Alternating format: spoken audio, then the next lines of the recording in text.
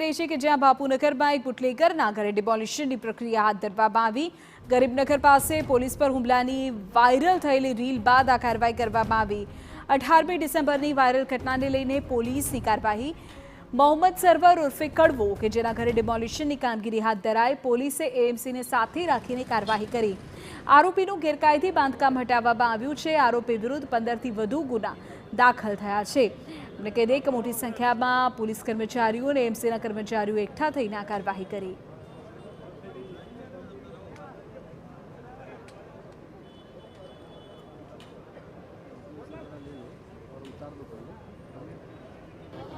Corporation દ્વારા સર્વે કરી અને જે 18 તારીખે બનાવ બન્યો હતો એ કામનો એક આરોપી સર્વર કડવો છે, એનું મકાન છે, પાકું મકાન છે અને ગેરકાયદેસર બાંધકામ કરેલું છે, જે બાબતે કોર્પોરેશને પોલીસ પાસે બંદોબસ્ત માગ્યો છે અને આજે પોલીસે ડિમોલેશન માટે બંદોબસ્ત આપ્યો છે। બનાવ 18 તારીખનો જે બનાવ બન્યો હતો એ બાબતે રખિયાલ પોલીસ સ્ટેશન અને બાપુનગર પોલીસ સ્ટેશન બંને પોલીસ સ્ટેશનમાં ગુના બી દાખલ થયા છે અને આગળની તપાસ પણ અત્યારે હાલ ચાલુ છે।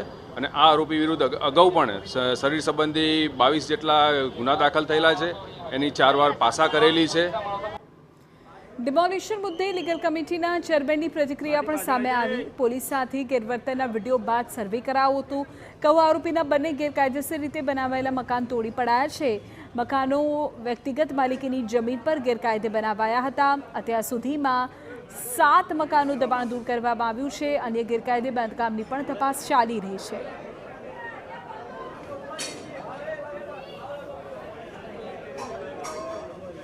પોલીસની સાથેની ગેરવર્તણૂકનો એક વિડીયો 18 તારીખે બહાર આવ્યો હતો, ત્યારબાદ એક એફઆઈઆર નોંધવામાં આવી।